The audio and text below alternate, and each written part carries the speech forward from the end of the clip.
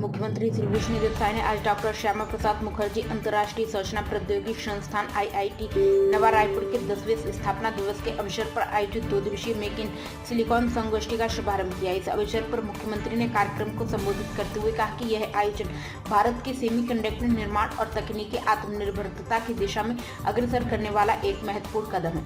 मुख्यमंत्री ने कहा, भारत आज तकनीकी आत्मनिर्भरता की दिशा में तेजी से आगे बढ़ रहा है। प्रधानमंत्री श्री नरेंद्र मोदी के नेतृत्व में भारत ने सेमी कंडक्टर मिशन, इलेक्ट्रॉनिक्स और चिप निर्माण के क्षेत्र में ऐतिहासिक उपलब्धियां हासिल की हैं। यह मिशन न केवल बुनियादी ढांचा विकसित कर रहा है, बल्कि युवाओं को सशक्त बनाने और नवाचार को प्रोत्साहन देने का भी कार्य कर रहा है। मुख्यमंत्री श्री शाह ने कहा कि सेमीकंडक्टर आज आधुनिक जीवन का अभिन्न हिस्सा बन चुका है। मोबाइल, सैटेलाइट, रक्षा प्रणाली और आर्टिफिशियल इंटेलिजेंस सभी इससे जुड़े हैं। ऐसे में मेक इन सिलिकॉन जैसी पहल भारत के चिप क्रांति को नई दिशा देने में सहायक सिद्ध होगी। मुख्यमंत्री श्री शाह ने कहा कि राज्य का छत्तीसगढ़ अनजोड़ विजन डॉक्यूमेंट सतत विकास पर केंद्रित है, जिसमें सेमीकंडक्टर को प्रमुख क्षेत्र के रूप में शामिल किया गया है। उन्होंने कहा कि राज्य सरकार ईज ऑफ डूइंग बिजनेस के साथ अब स्पीड ऑफ डूइंग बिजनेस पर भी बल दे रही है। वित्त मंत्री श्री OP चौधरी ने कहा कि जब मैं पढ़ाई कर रहा था तब छत्तीसगढ़ में एक भी राष्ट्रीय स्तर का संस्थान नहीं था, किंतु पूर्व मुख्यमंत्री डॉक्टर रमन सिंह की दूरदर्शी नेतृत्व क्षमता के कारण आज प्रदेश में IIT, IIM, HNLU, NIT और IIIT जैसे प्रतिष्ठित संस्थान स्थापित हुए हैं। इन संस्थानों ने राज्य को उच्च शिक्षा और शोध के क्षेत्र में नई पहचान दी है।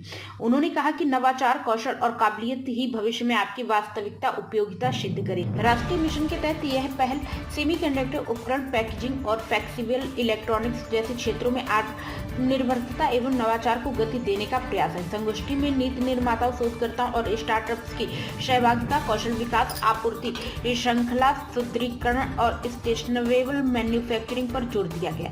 यह आयोजन आत्मनिर्भर भारत मिशन की भावना के अनुरूप भारत को वैश्विक सेमीकंडक्टर नवाचार और निर्माण का केंद्र बनाने की दिशा में एक महत्वपूर्ण कदम। सबके मन में राष्ट्रभक्ति की भावना जगती थी और वंदे मातरम का नारा को बुलंद करके अनेक महापुरुषों ने देश की आज़ादी के लिए फांसी के फंदे को चूम लिया।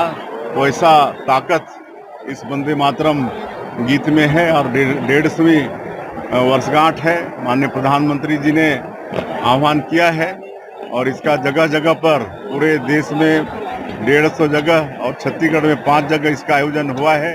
सभी